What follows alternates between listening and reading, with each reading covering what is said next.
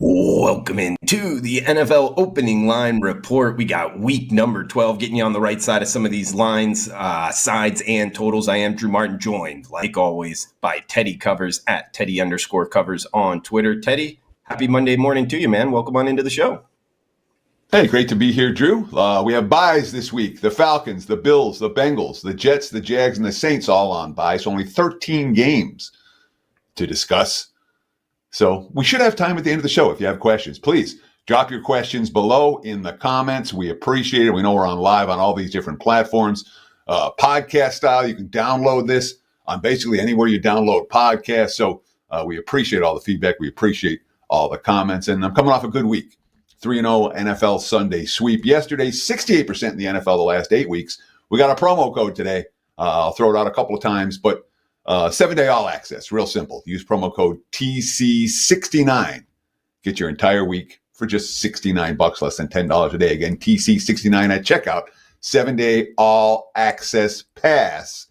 And obviously running real good in the NFL right now. Doing NBA and college football as well. So check it out. Let's break down some games. I'm ready, Drew. Easy promo code to remember there, guys. TC69 at checkout. Monday nighter here, Houston and Dallas. We're seeing the Texans -7 at most shops. There is 7 and a hook popping up as we're talking here, Teddy. 41 being the total. Just quickly on the Monday nighter here, TC. Liking anything Houston and Dallas in the Lone Star State battle, Monday Night Football? I'm not touching this game. I wouldn't touch it with a 10-foot pole. I don't trust the Texans to win by more than a TD. I don't trust Dallas to do anything. We've seen a lot of under money for this game, and there is clearly a sharp square divide on the under. The sharper books all the way down to 41. The books that cater to recreational bettors still sitting at 41.5, many of them juiced to the over. So for what it's worth, sharp money versus public money, clear difference between who likes over and under for Monday Night Football. The sharp money on the under. Like usual there, guys, totals-wise, as we got 111, 112 Thursday Night Football, November 21st. It is Pittsburgh and Cleveland. We are seeing the Steelers -3 and a hook. There is -4 out there as the road favorite, 36 being the total. Teddy, we get the Steelers and Browns Thursday Night Football. Yeah, pretty significant line move for this one. We talk about the total. With all of these games, I'm going to give you 4 sets of point spreads. The first one is the look-ahead line. This is a bettable line on this game from last week. We can see how much one NFL Sunday affects the market for the two teams. The look-ahead lines I use are from the Westgate Superbook here in Las Vegas. Then I give you my power rating number. That's pure power rating. It doesn't factor in any situations. Team A, Team B, home field. I'm going to give you where the lines opened last night, and I use a consensus opener. Obviously, different books open in different places. I look at them all and put what I consider the consensus to be, and then we'll talk about where the numbers have moved this morning. So for Pittsburgh, Cleveland, look ahead line here. Pittsburgh -3.5, total of 42. My power rating, Pittsburgh -4.5. The markets opened 3.5 and 39 last night. And as you mentioned, we're seeing 36 as the total this morning.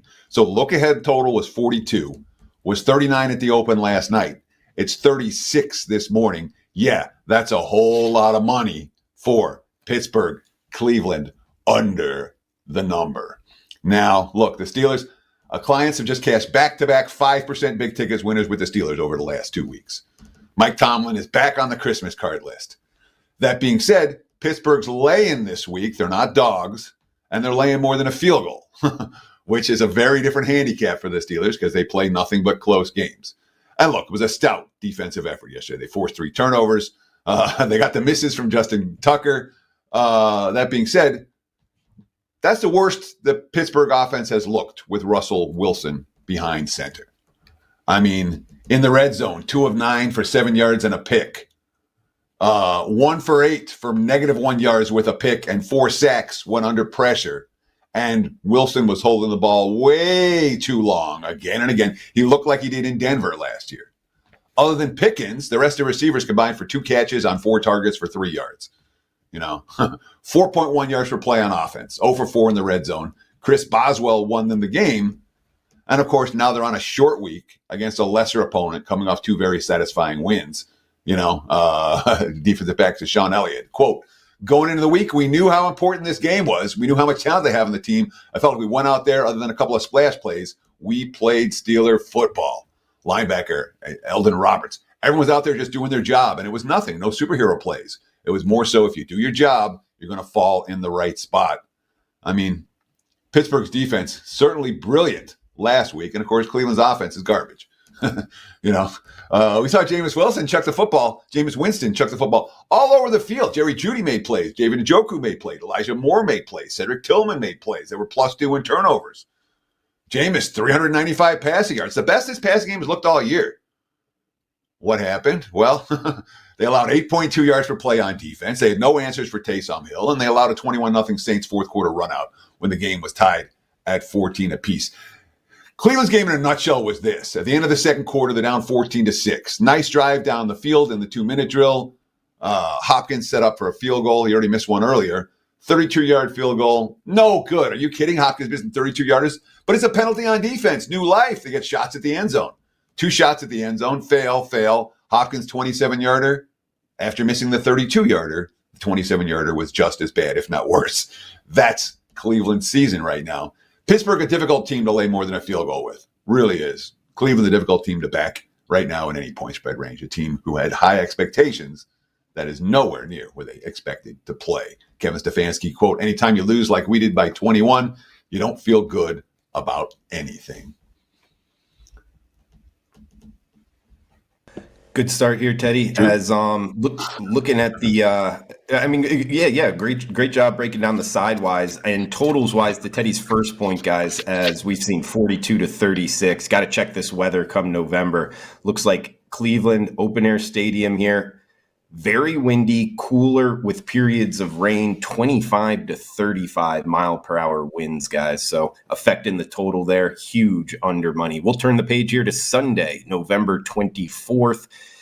251, 252. We're going down in rotation order. It is 1 o'clock Eastern, 10 a.m. Pacific kick to start us off here. Anywhere from mostly -7 in the hook. That is the Detroit Lions as the road favorite. 50.5 being the total. Man, stepping in front of the Lions, Teddy. This is a money-making machine here. We get the Lions and the Colts starting us off on Sunday. Sure are. Lions are a pretty big betting bandwagon at this stage. They're, for me, a very difficult team to back and a very difficult team to step in front of. I've not played a Lions game in any recent week. Look ahead line here. Detroit -7, total of 50.5. My powering number came 7.5. The market's open 7.5/8 last night. Total sitting at 50.5. We're seeing a couple of 51s out there, still mostly 50.5, and the split line more 7.5s than 7s out there. And there isn't even an 8. So we'll call it 7.5, 50.5 for right now. Really haven't seen a ton of line move on this one just yet. I don't know that we're going to. Now, you talked about Detroit. Their last home game was an awful spot. They were off a Cowboys blowout and a battle with the Vikings. They had the Packers on deck, the divisional sandwich. And they beat Tennessee 52-14. And then they're off the win versus the Packers, and the insane come from behind against the Texans, and they're home versus the Jags. It's as flat as spell, the flattest you can find. What happens? They lay another 50 burger. Okay, spot-proof team right now. And it's worth noting what Detroit did after halftime in both these games. Dan Campbell, we wanted to stay on the gas no matter what happened. Look at the box score. This is as dominant a box score as you'll ever see. 38-10. 38 first downs for Detroit. 645 total yards to 170. 8.5 yards per play to 3.6. 5 touchdowns and 5 tries in the red zone. 39 minutes of possession. Goff, 4 touchdowns compared to 5 incomplete passes. Another perfect 158.3 QB rating. 196 yards on the ground. It's all the offensive line. I mean, obviously, it was, Goff, we felt we could call anything. The largest margin of victory in franchise history, franchise record in total yards, third most in the NFL the last 20 years, the 475-yard margin, the third largest in NFL history. They got Za'Darius Smith at the trade deadline. Oh, guess what? He had a sack in his debut, but they did suffer a pair of key injuries. One, Alex Anzalone, the linebacker, who's going to be out 6 to 8 weeks, and the cornerback Carlton Davis also got hurt in that ball game. Detroit, at some point the markets will catch up with them, and at some point they'll have a letdown game. Hasn't happened yet, really hasn't.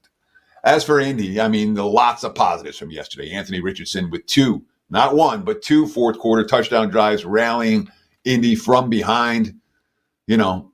Richardson talking about getting benched mid-season to Joe Flacco. Quote, "It just let me relax a little bit.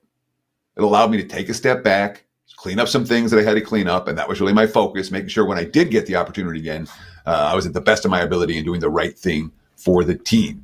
Everyone's talking about he's been coming to work early in the morning, spending more time meeting with assistant coaches, taking more ownership of the game plan. Shane Steichen, he's putting in the work. He's ready to roll. He was today. And, of course, career high, 272 yards. The defense held the Jets to 10 first downs. And Indy, who was looking at the abyss in yesterday's ball game when they were trailing, well, they found a way to win it. Essentially keeps their season alive. Colts are an interesting team. I don't know what I'm going to do with this one. I probably don't play it, but it's in theory a spot to step in front of Detroit with the team on some positive momentum. I don't know if Indy's good enough, and I don't know if I want to step in front of Detroit very much. Yeah, for sure. In theory, in quotation marks there, stepping in front of Detroit. We get Kansas City and Carolina. Man, interesting, unique handicap here, Teddy. Minus 11, that's the Chiefs as the road favorite. 41 and a hook being the total, so laying double digits on the highway. That's the Chiefs this week against the Panthers. Worth noting, look ahead line, KC minus 5.5, 42.5. My power rating, 10.5. The market's open 11, and they've stayed there, 41.5, and they've stayed there. So Kansas City lost yesterday. Carolina didn't play. The look ahead was 9.5, and now we're looking at 11. So the markets are saying we want the Chiefs off a loss. Of course, Kansas City 0-3 against the spread at minus 7 or higher this year. 1-6 against the spread. The last 7 tries at minus 7 or higher since last year. Patrick Mahomes yesterday, one completion longer than 16 yards. They tried to open the field with Xavier Worthy. Didn't succeed much. Look, Mahomes is brilliant. 11 different receivers caught a pass, but Travis Kelce got shut down yesterday. Just 5.9 yards per pass attempt. 2 more picks for Mahomes. He's having right now the lowest yards per pass attempt in his career and the worst touchdown to interception ratio. Nobody's scared of anyone on this offense for Kansas City. Obviously when you have a 15-game winning streak, including the playoffs snapped, you were interested to hear the reaction. So I was reading a lot of quotes in this ballgame afterwards.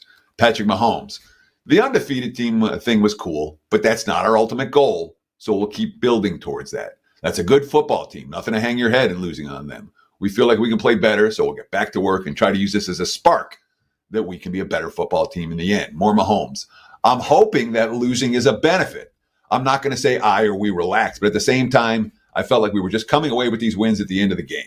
I think it's going to spark us to have more urgency, especially at the start of football games, especially with the offense. And that comes from me and turning the ball over the first drive. It's something you can't do in big games like this. Andy Reid, quote, "It's a great game to learn for some of our young guys. 2 good teams play each other. The margin between winning and losing is small. We can all learn from it, take something out of it, and make us better down the road. And we will do that." Yeah, Carolina, I don't know how much Carolina gets their attention. Worth noting, the Panthers have back-to-back wins at +7 underdogs with Bryce Young behind center. They beat the Saints 23-22. They won 20-17 in overtime in Munich over the Giants. That being said, they had 5 straight losses by double digits before that, and you cannot compare Kansas City to the Saints team they faced 3 weeks ago or the Giants team they faced 2 weeks ago. No comparison between those two squads. Teddy, we'll move down the list here. 255-256, 10 a.m. Pacific kick. Minnesota, the Vikings at the Chicago Bears. Bears with some change, with their offensive coordinator. 39 and a hook being the total, minus 3.5 here. That's the Vikings as the road favorite in Soldier Field. Yeah, look ahead line here. Minnesota minus 4.5 and 41. My powering number, Minnesota minus 3. The markets opened 3.5 and 40 last night. And it's mostly 3.5s out there. We have seen some under money, 39/39.5, the prevailing total, more 39.5s than 39. So a little bit of under money for this one. The Bears got the money against Green Bay yesterday. Green Bay at 8.5 yards per play and Chicago at 5.8. It was a slow game. The two teams only had 7 drives each for the entire game. And there were some real positive things for Chicago in that ballgame. 23 first downs, 3 of 3 on fourth downs, 170 rushing yards. Caleb Williams showing dual threat ability, 9 carries, 70 yards. He was the difference in that ballgame. Obviously, with Shane Waldron fired, Thomas Brown came in, and I'll say he sparked the team a little bit. Caleb Williams held the ball less. He was through at average of 2.3 seconds. That's the lowest of his career. Lots of short, quick throws, and they run the football. They got the playmakers involved, DJ Moore, Romeo Dunze, Keenan Allen, 17 total catches for the wide receivers. They had more third down conversions, 8, than they did the previous 3 weeks, 6. Matt Eberflus. There are a lot of positives to build from. That's what you have to do. The last 3 weeks, the offense hadn't played well. We hadn't played good complementary ball on defense. We hadn't done a lot of things together the last 3 weeks. But today, we played complementary football.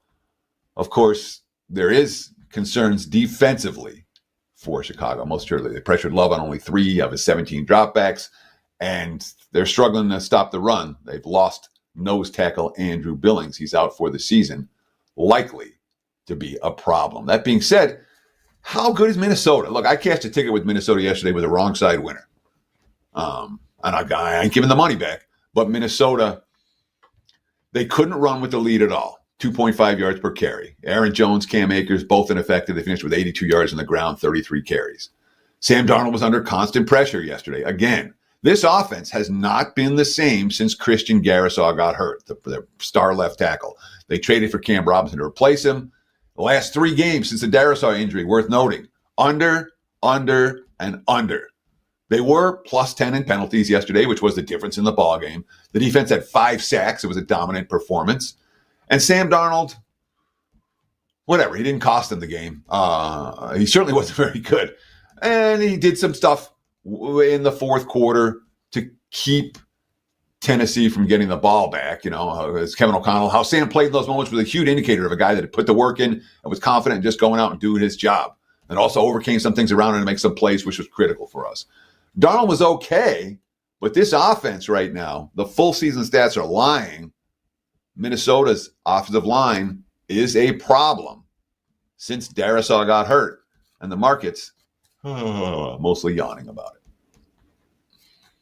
Love the breakdown. Good insights there, TC. As we'll move down the list, Dallas and Washington, 257, 258, 10 a.m. Pacific kick here in our nation's capital. It is the Commanders, minus 10-point home favorites, 45 or 45 in the hook, depending where you're shopping, as the total. Of course, keep in mind the Cowboys play Monday Night Football. Throw it over to you, TC, Dallas and Washington. So look ahead line here, Washington 10.5 and 43 the total. My power number only comes 8 for this ball game, and I've got Dallas as a bottom 5 team. So it's not like I think I'm overrating the Cowboys, and I've got Washington as a good team, not a great team, but a good team, which they are. My number only comes 8 for this. Markets opened 10 and 45 last night, and that's pretty much what we're seeing now. This is not a mature marketplace for this game, as you mentioned. Dallas still to play on Monday Night Football. If the Cowboys look good, Dallas is not likely to be laying 10.5. That being said, the Cowboys 0-4 straight up and against the spread their last 4, 0-5 straight up and against the spread their last 5 at home, and they have set an NFL record by trailing by 20 or more points in all 5 of those home losses. I would call it perhaps a home field disadvantage for Monday Night Football, but Dallas will be in Washington next week. They play better on the highway than they have in the Jerry's world. The Commanders, they get extra prep time off Thursday night game. They lost to Philly. Yards per play, 4.2 for Washington compared to 6.2 for Philly. They came in the game with a chance to take over first place and ended the game with suffering their second straight loss. Dan Quinn, quote, "We'll get there. Over the last 2 weeks, we weren't able to demonstrate that and express that to the fullest level." That being said, they just played Philadelphia and Pittsburgh, 2 teams that are pretty strong at the line of scrimmage. Now, against Dallas, perhaps not quite so strong at the line of scrimmage. Worth noting, Jaden Daniels, Philly and Pittsburgh have shut him down on the ground. just 18 rushing yards combined in those two ball games. Don't know that Dallas is going to have that same success given their defensive struggles. 259-260. Up next, we'll head up to New York for the Tampa Bay Bucks, New York Giants. It is Tampa Bay -5 in the hook, depending where you're shopping right now, TC. 41 in a hook, 42 being the total. Buccaneers at Giants. Now, this is interesting because the Bucks are off a bye and the Giants are off a bye. So we have a look-ahead line, and then we have what the line actually is. Look-ahead line here, Tampa -3, 43.5. My powering number came Bucks 3.5. I did not adjust the Giants downwards based on the QB situation. Last night, the markets opened 3.5/4 for Tampa, total 42.5. For all you Giants backers that wanted to see Danny Dimes on the bench, and let's see what we got. Well, Tommy DeVito looks like he's going to get the start for the G-Men, and the markets have responded to Tommy DeVito coming in the lineup by going and betting on Tampa Bay. -3.5, -4 last night. It's -5 this morning, pretty much across the board. Even 5.5 popping up. There are 5 with juice. And the Giants, I mean, they have no answers. Danny Dimes is not an NFL starting quarterback. Tommy DeVito is not an NFL starting quarterback. Drew Lock's not an NFL starting quarterback. And their offensive line can't protect anybody, and they can't run the football. So these are problems. Now, the Giants are off a bye and off the overtime loss in Munich to Carolina. 0-5 straight up, 0-5 against the spread their last 5. And have the markets caught up with how bad they are? Maybe. Remember, they were -7 against Carolina on a neutral in their last game. They took a ton of money in that ballgame. So have the markets thoroughly devalued the Giants? Well, we're getting there. That being said, Tampa's 0-4 straight up the last 4. They played much tougher competition. San Fran, KC, Atlanta, Baltimore, 3 of the 4 losses by 6 points or less, 1 in overtime. They covered the spread in the last 2 against KC and San Fran. And Tampa was riddled with injuries for the bye. Their wide receiving core, their secondary, their offensive line, check those injury reports, looks a little better now than it did a week ago. And that, too, part of the reason why we're seeing the Bucks take the early money against the Giants. Hard right now for the betting markets to attract a whole lot of bets on the G-Men. Heading down the list here, 261, 262, New England and Miami as we go from New York to South Florida, just like everybody else out there, it seems. The Dolphins, -7.46 being the total here, TC. The Dolphins playing some better football, worthy of laying a touchdown here at home, hosting the Patriots. So when I was a kid, my grandparents, I lived in New York, and then, and my grandparents moved down to Florida every year for Christmas, for February break. We go down to Florida and see all the other New Yorkers and all the other kids that I knew from my high school and other high schools are all living in the same complex. Lots of New Yorkers have moved to Florida and New England trying to do that here. Well, I mean, what? Look headline here, Miami -7.5, 43.5. My powering number came Dolphins 8. The markets opened 7.5, 45.5 last night. And we're seeing mostly 7s out there. Really across the board, I'm seeing 7. So we have seen the markets take the hook. The bettors are taking the hook with New England. They bought out the 7.5. We're also seeing over money here. And that's one that I could certainly understand. New England, I mean, their offense worked yesterday. They ran 73 plays against the Rams 51. They won the time of possession, 37 minutes to 22. 125 rushing yards. Drake May, 40 pass attempts, 30 completions, 26 first downs, nearly 400 total yards, 5 trips to the red zone, only 2 touchdowns, though. But that's as good as we've seen this Pats offense work. Jared Mayo, after the game, we have enough talent in our locker room to be a very good football team. We just got to be able to put it together. We grow into being able to finish and close out these games. They haven't obviously been great at that, but in this point spread range, if you can hang around, you can cover a point spread. And worth noting, New England's 1-3 at home this year. They went 1-7 at Gillette Stadium last year. Much like Dallas, this is a team maybe you want more on the highway than you do in their own house. The difference in the game yesterday, 2 Pats turnovers, and the Rams were much better in the red zone. And New England's defense, another thing supporting over bets. Well, against Matthew Stafford, no sacks, no picks, couldn't stop the run, and they allowed 7.9 yards per play. Not a good defensive showing. New England with May behind center may well be an over team.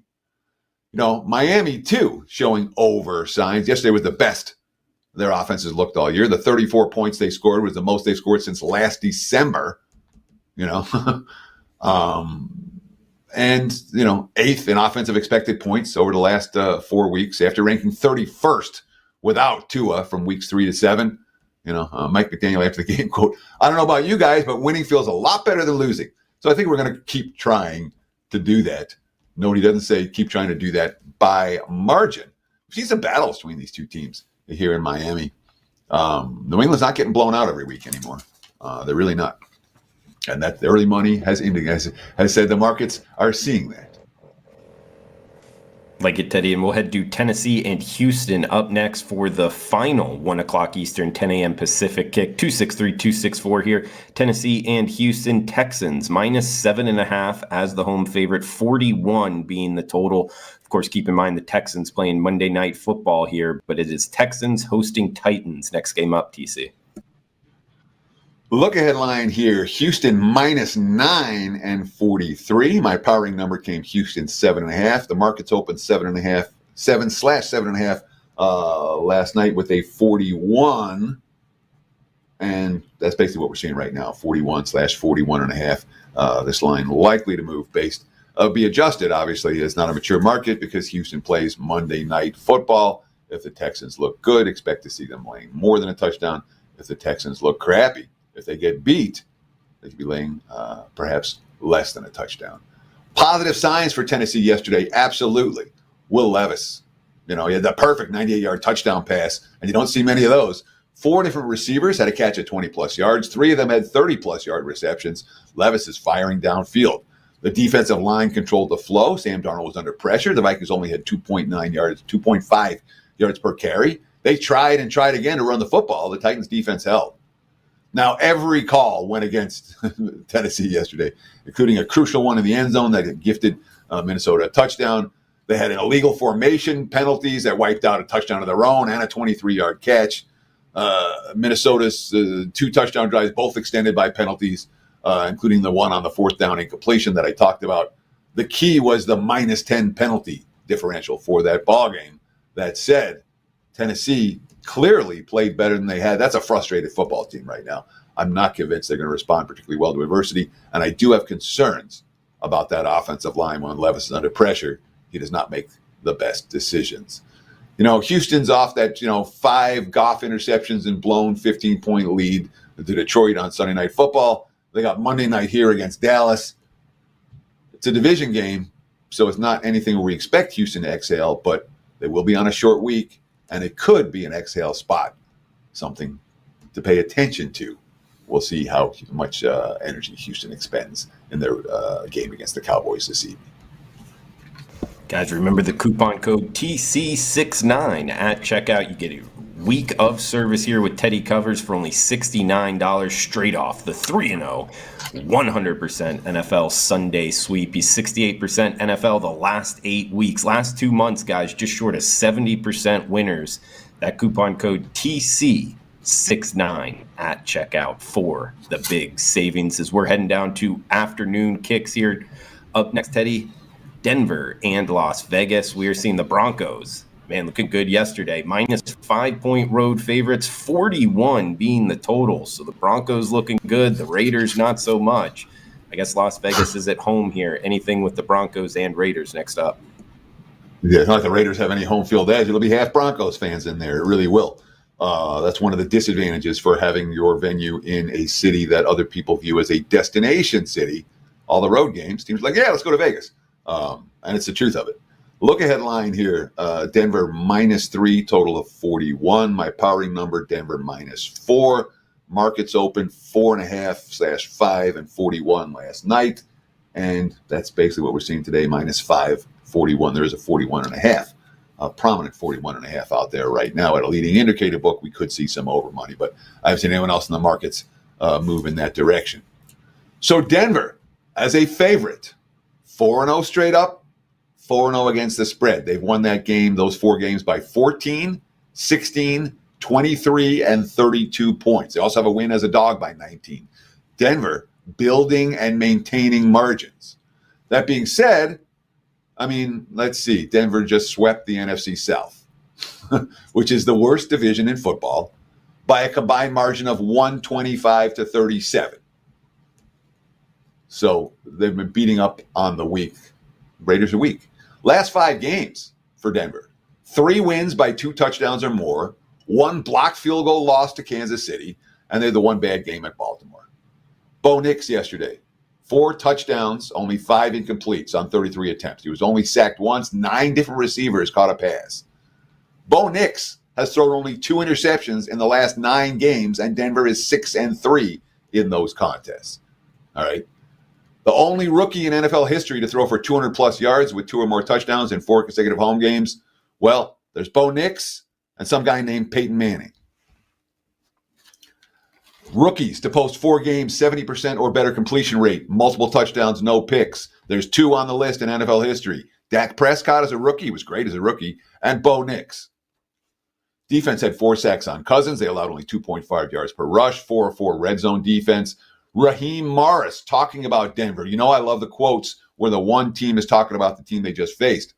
Quote, you got to give those guys a lot of credit for playing hard, playing physical. They absolutely went out there and beat us today with their effort and their physicality. That was the key to the game.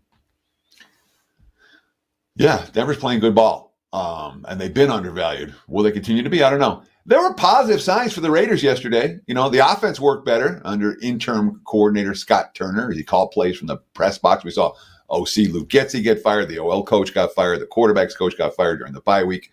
Minshew had 30 completions. Lots of dink and dunk. You know, Brock Bowers really the only downfield threat they have right now. But they went 8 of 14 on 3rd downs, 2 of 2 on 4th downs. They scored on 4 of their 7 drives. Gardner Minshew. You know, the defense stopped the run, 3.2 yards per carry. Minshew, quote, we're down, man. But I tell you, I've been on teams where you mail it in. We're not doing that. We practice hard. Everybody's doing the right things. We haven't been getting the results. We've been a play short. But I feel if we continue our process, continue to try to get better, it's going to break for us. Antonio Pierce, we just have to be we just have to keep executing and strain a little bit more. We had opportunities. Brock had a big day. I thought Gardner got rid of the ball quickly in the passing game. Opportunities there for shots, but we didn't get them down there again.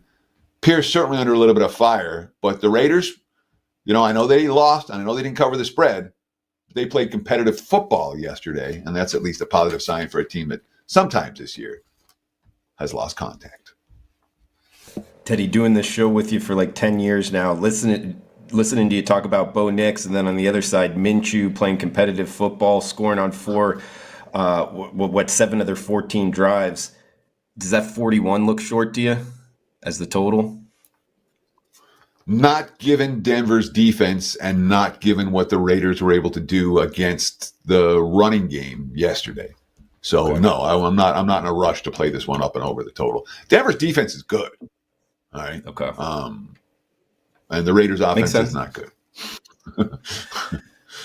Next one up, we got 4:25 Eastern, 1:25 Pacific kick up next. Arizona and Seattle. Near Pick'em price tag, actually. Depending where you're shopping, actually looks like Pick'em. There is a -1 here on the Cardinals as the road favorite. 47 and a hook being the total. It's the Redbirds against the Seahawks here. Battle of Birds in the Pacific Northwest. Yeah, look ahead line here. Seattle -1 and 48. My powering number, Seattle -1. The market's open. Seattle -1, 47.5 last night. And more pick'ems today. I'll call it a pick'em. If you shop around, you can find +1 or -1 with either team, which is why we always shop around for the best of the number. The Cardinals are off a bye. They have a 4-game winning streak. Last second wins against Miami and the Chargers, then blowouts against the Jets and the Bears. They were dogs in 3 of those 4 games. Certainly Arizona has played better than the markets have expected. That being said, a bye and a 4-game winning streak, not necessarily an optimal time to jump on Arizona if you haven't been riding them already. And of course, Seattle had a crazy week. You know, they waived their leading tackler. You know, Dodson got waived. The center, Connor Williams, just said, I quit. And what'd they do? They stole the game against San Fran. Defense played better than it did in any recent game. Certainly, they held San Fran, 2 touchdowns. 3 of the 49ers points came out, bad interception from Smith and Geno in San Fran territory. But defensively, they were great in that ballgame. Geno Smith game-winning drive, 7 of 8 with 54 yards, 2 rushes for 29 yards, including the dramatic touchdown run to win it. That was every bit as exciting as Josh Allen's touchdown run for Kansas City. That was Geno Smith's 7th game-winning drive in the fourth quarter or overtime since the start of last year. That's tied for the most in the NFL during that span. When they have DK Metcalf and Jackson Smith-Njigba and Tyler Lockett all healthy, the offense can click. And that trio, 19 catches, 199 yards. Geno, after the game, we knew what was at stake. We're trying to turn around our season. This is a step in the right direction. Certainly, from a situational standpoint, I think I like this game more for Seattle than I do for Arizona. Problem is, I'm not convinced the Seahawks are the better of the two teams. Heading to Lambeau Field up next, guys. We get San Francisco and Green Bay, 425 Eastern kick here. -1 in the hook. There is a -2 out there. That's the Packers as the home favorite. 48.5 being the total here at TC. Look ahead line. San Fran -1, 47.5. My powering number after yesterday's games, Green Bay -1. The market's open 1.5, 47.5. We've seen over money up to 48. We've seen a little bit of Green Bay money at a couple of books, at least here in Las Vegas. We're seeing twos starting to pop up for the Packers against the 49ers. 49ers came back off the bye, and the offense hasn't clicked. It's not Christian McCaffrey's fault. He had 19 carries for 79 yards yesterday, 427 receiving. But it's been the same story for San Fran. They've played 4 divisional games. 3 times in those divisional games, they've lost a fourth quarter lead. Nick Bosa got hurt yesterday. George Kittle wasn't able to play. But very much a winnable game. 1 more first down, 1 stop. They get the W. Instead, they take the L9 penalties, sloppy football, just like the game in Tampa. They had a touchdown drive in the first quarter, a touchdown drive in the fourth quarter, a field goal off a turnover in the middle on a 12-yard drive. This is not an offense that's clicking. Kyle Shanahan. And boy, you read some of these comments after the game. I'll just read them to you. Kyle Shanahan. We gave them a chance. I thought our defense played a great all game until that last drive. We let them hang around, and when you let people hang around, that's what happens. Pro Bowler Trent Williams, that left tackle, quote, we have to be better. We have to execute better. We have to put more than 17 points on the board if we want to win a bleeping game. Fred Warner, I don't know, is he a Hall of Fame linebacker? He's a good linebacker. Quote, it's infuriating, honestly. It's not like us, but that's just what we've shown this year. So I guess until we stop doing that, then that's who we are. Brock Purdy, quote, just because we had success the last couple of years doesn't mean just because something bad happens to us, we're going to magically make up for it. We've got to have that chip on our shoulder. We've got to go take it to every single play, down, and game. We've just got to get back to that mindset. Is a trip to Green Bay off a frustrating loss a time to get back to that mindset? They have been good at bouncing back off losses this season. As the losses pile up, a team with high expectations, it does concern me. Certainly the market's looking at the Green Bay side in this one. I've talked about the Packers in that weird game where they only had 7 drives. I mean, not a weird game, but it was just one long, slow drive after the next, 7 possessions per piece. Green Bay, 8.5 yards per play. Chicago, only 5.8. They ran 43 total plays and had 19 first downs. I don't know, 1 of 5 on third downs, 0 of 1 on fourth. And obviously with a blocked field goal to win the way KC did before. Well, we saw what happened to KC the week after that. That was a concern. Jordan Love after the game. We knew it was going to be a 4-quarter game, a 4-quarter battle. I'm proud of the guys. Nobody batted an eye. Nobody flinched. It wasn't by any means our perfect game or our best game. There were some weird red zone decisions for Green Bay. They had a 2nd and 1 from the Bears 5. They got flagged for an ineligible man downfield. And the 2 plays later on 3rd and 11, Love threw a pick. His 11th interception for the season. It was a bad interception. Matt LaFleur went for it on 4th and goal instead of settling for 3. That would have cut the Bears' lead to 3. It was some iffy stuff from Green Bay in the red zone yesterday. It didn't matter when all was said and done. From a side perspective, mattered a fair bit from a point spread perspective. Teddy, we get the Sunday night football game up next. Philadelphia Eagles, LA Rams. We are seeing Eagles -3-point road favorites, cross-country trip here, 50 being the total. Sunday night football, Eagles at Rams here to finish off the Sunday slate. Sure. Look ahead line here. Philly -3, total of 48. My power number only the Eagles -2 in this ball game. The market's opened 2.5/3 last night. They took out all the 2.5s overnight. We're seeing nothing but 3s for Philadelphia today. Total opened 48 last night. We're seeing nothing but over bets. Now 50 and /50.5 for the total. So clear market move for Philly and for the over at the open. Eagles, extra time to prepare. They played Washington on Thursday night. Saquon was so good in that game. 400-yard games the last 5, 146 and 2 touchdowns against Washington. They had 6.2 yards per play. The defense only had 4.2 yards per play allowed. That being said, they didn't play well for most of the game. It was the fourth quarter outburst. Nick Sirianni, what we talked about at halftime was this is going to be a gritty, grimy game. And now 6 straight wins for Philly since their bye. And they're laying a price here on the highway. They're off a satisfying divisional win. And, of course, now there's some kicker issues. Jake Elliott, who missed a pair. There are lots of kicker issues yesterday up and down the league, whether it was Justin Tucker or Evan McPherson or on and on. I mean, I could go on with kickers that normally reliable kickers. Who was the guy for Cleveland that missed those kicks yesterday? I'm spacing on his name for some reason. But, yeah, Dustin Hopkins. Was it? No. Who's the freaking Browns kicker? It's making me crazy right now. I said it earlier in the show. Now I have to scroll up and find it. Doesn't matter. Stay on point, Ted. Stay on point. I hate it when I can't think of a name when I'm looking for it. But lots of kicker Hopkins, issues. Thank you. It was Hopkins. Okay, is that what I said? Yeah, I think you said it right. Yeah. All right. It was making me. It's crazy. just confusing so Jake because Elliott there's another more famous Hopkins out there. I think that's what threw. Yeah, some DeAndre guy. As for the Rams, 7 times in 10 games, they haven't scored in the first quarter. They've been outscored by 50 points in first quarters this season. That's the worst in the NFL for those of you thinking about riding some trends like that. But some real positive things for LA yesterday. When you got Puka and Cooper Kupp both clicking, and they both had 100 yards receiving, 3 touchdowns between them. Stafford, 4 touchdowns, no picks, no sacks, 7.9 yards per play. When you've got the receiving core that LA does, and you have Stafford time to throw the football, they're going to win the game. McVay, quote, to be able to have 2 capable guys, I think Kupp's influence has rubbed off on Puka. They were both great.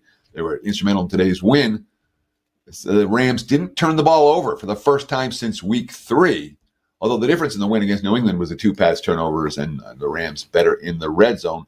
Might not be so easy to be as good in the red zone against Philly, who is pretty strong in the trenches and pretty strong when it comes to both offensive efficiency and defensive efficiency in the red zone. So, interesting game. I'm still thinking about this one. The markets have moved to Philly and over an early week action. We got one game left here, guys. Fire away any questions in the live chat. If you're watching live, Mondays, 10 a.m. Pacific time, NFL opening line report. Also in the comments below, if you're watching on replay or if you're watching live, feel free to fire away where you agree, where you disagree. And any questions, we'll answer them on next week's show. Remember the coupon code TC69 at checkout. Big discount there for Teddy Covers weekly package. And huge shout out to everybody watching live right now. We got Chris Brady in the house, B Daddy, Life Peace, Titan CT, Roger Long. We got James Slater in the house from ice cold England up there, north of England. So it's cold up there. Teddy, is it cold in Las Vegas right now? Because I'm hearing a lot of people say it's cold around the country. Yeah, I'm cold. You know me. I'm cold when it's less than 80 degrees. All right. But it's probably been 10 degrees below normal for the last week or two in Vegas. It's been chilly. But what's that? That's lows in the upper 30s, highs in the 60s. It's certainly not anything like you're going to see back east. Sure. Okay. Well, hey, might be a little bit cold temperature-wise there in Vegas, but Teddy Covers not cold in the NFL. 3-0, 100% sweep of the Sunday card. TC69 at checkout. All right, Monday Night Football here, Teddy.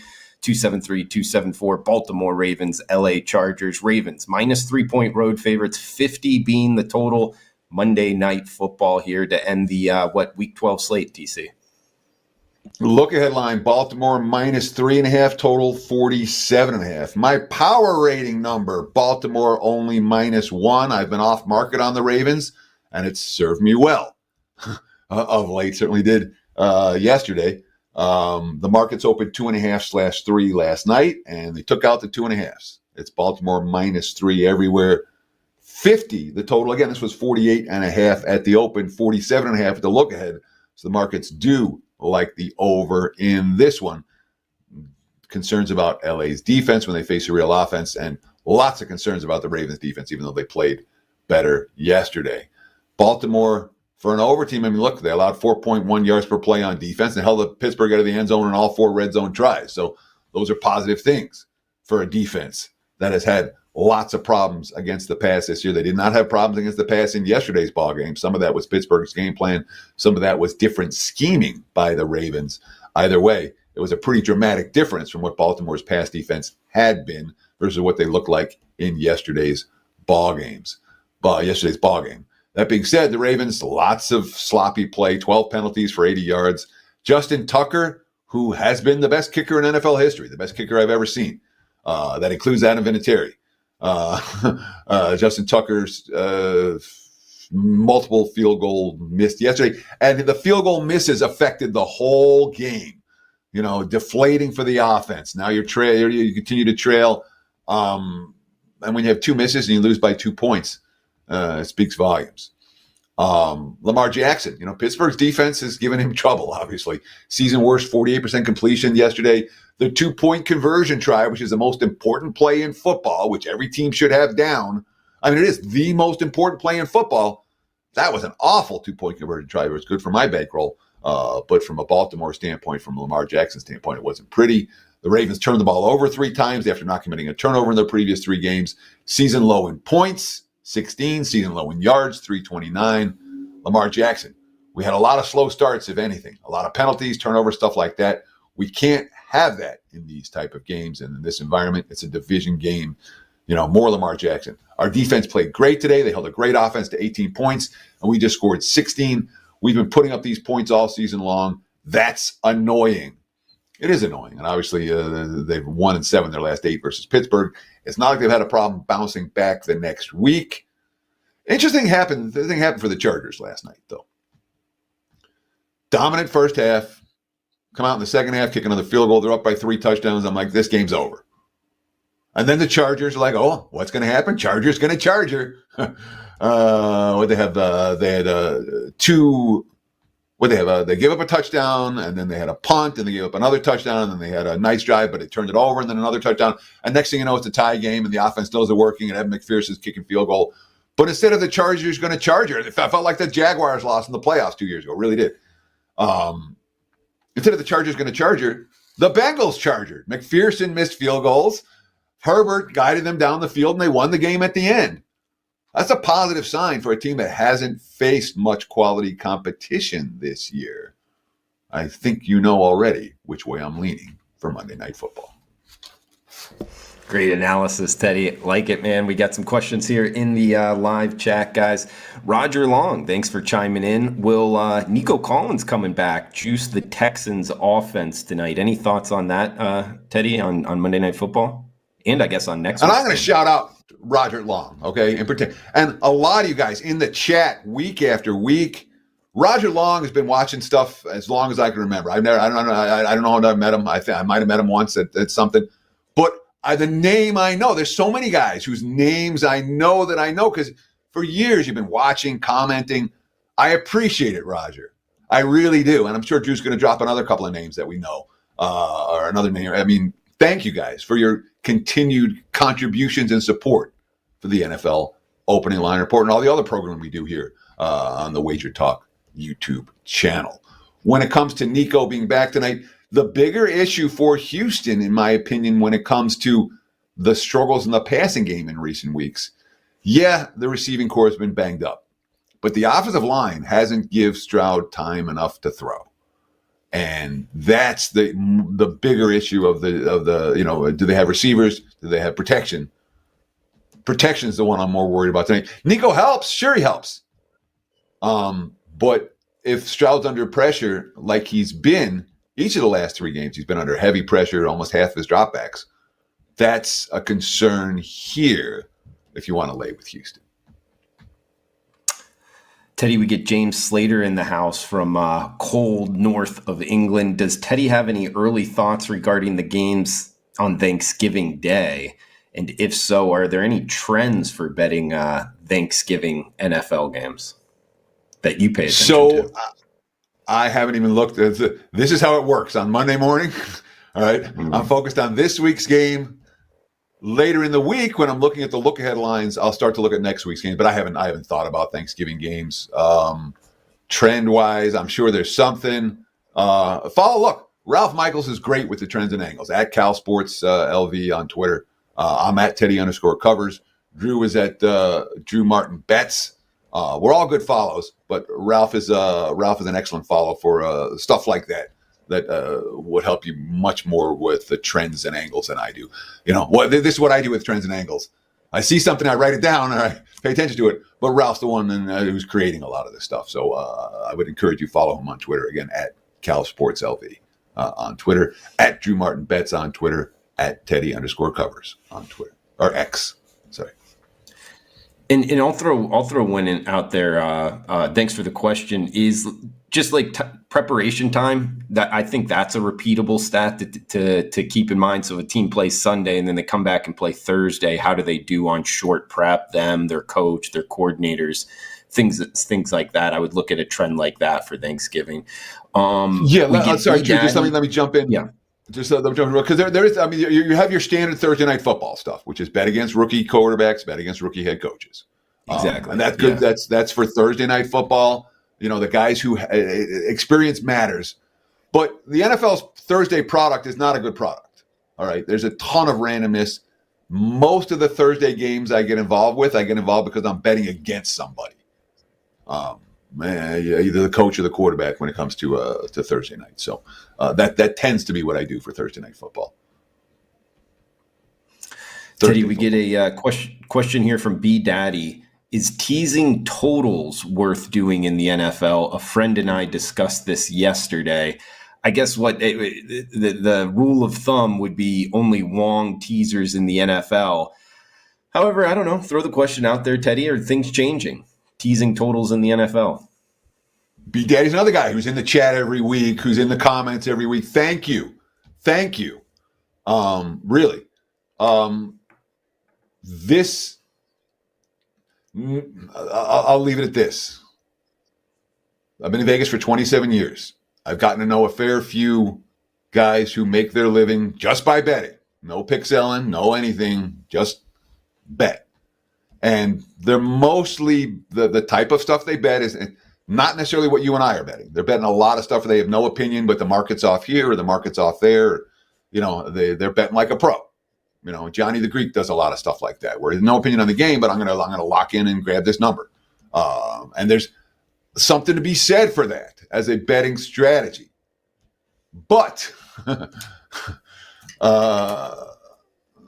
no, it's basically where am I going with this, Drew? I've gone on a tangent now. I forgot. Teasing totals. Teasing totals. Yeah. The answer is none of those guys tease totals in the NFL and college and anything. If you want to make money with NFL teasers, number one, you don't bet college football teasers. Number two, you don't bet any totals. Number three, you focus on the key numbers. You want to capture 3, 4, 6, and 7 with every bet you make. So you're teasing smaller dogs up and bigger favorites down. There's no positive expectation total wagers for teaser bettors. They don't exist, at least not that I've found in my 27 years in Las Vegas. The guys who bet totals, teasers on totals on teasers don't tend to be winning bettors. Sure. And it comes from the fundamentals of it. Great question. It's just you want to take like the volatility out of it. If there's a volatility aspect in the handicap, don't tease it. Like a college basketball total, even college football totals. You're either right or you're wrong. A half a point is almost like worth less. The number always matters, but in NFL sidewise, particularly if there isn't like a big time injury news where that could kind of volatility could be even higher, I wouldn't tease that type, but that's why it's sides in the NFL, because they tend to land closer to the number. And that's why you want those key numbers to be in your teaser. Yeah, Teddy, one more question, but do you have something on that? Yeah, no, I'm just going to say, when you made the key point right there. So when you look at NFL sides week in, week out, when the bookmakers do their job and the betting markets do their job, teaser bettors love it. Because games fall close to the number. When games fall close to the number, teasers cash. It's not the same for totals. It's a whole different ball of wax. What are your thoughts on Tampa going forward? I know you talked about the Buccaneers, but they were a team I had circled as well, and we're getting a question here on them to win the division and what off the bye, kind of a banged up team. Thoughts on the Buccaneers being bet on? Yeah, buy sign. That's my initial gut reaction to Tampa Bay. I thought they played, again, they're on a 4-game skid. They're coming in, and I try to look at stuff 1 week at a time. They're 4-6. So, and they are a team that is, has been in the postseason in every recent year. But look at their schedule: Giants, Panthers, Raiders. First 3 games out of the bye. So they're 4-6 now. There's a reasonable path for this team being 7-6 3 weeks from now. When we talk about Tampa, in a whole different story, but obviously they're going to be chalk in all of these games against lesser foes. So my lean is buy Tampa Bay. I think they're and that injury report, something I really want to check the injury report. I didn't, you don't get an update for the teams that have been off, but when they come back, we should see some info by tomorrow or Wednesday. For Tampa, in terms of who has a chance to come back this week, because they were riddled with injuries earlier. If they get healthier, that might be a decent buy. Great show, Teddy. Guys, remember the promo code TC69 at checkout. Get a good discount there on the weekly package. Just under 70% the last 2 months for Teddy. Straight off the 3-0, 100% Sunday NFL. Teddy, I'll throw it over to you. Anything else before we shut this down? We appreciate the likes. We appreciate the follows. We appreciate the comments. We love it when you tell your friends about our show. We love it when you listen to our show or download the podcast version on various outlets. It's all great. Thank you for watching. Obviously, I'm in a good mood today because I won yesterday. That helps. But 68% the last 2 months. The NFL's been pretty good. Get on board. Check it out. Thanks for watching. He's Teddy Covers. I'm Drew Martin. Check it out, guys. Comment below. Smash that like button. Cash those tickets. We'll be back next Monday. Until then, hey, enjoy the week.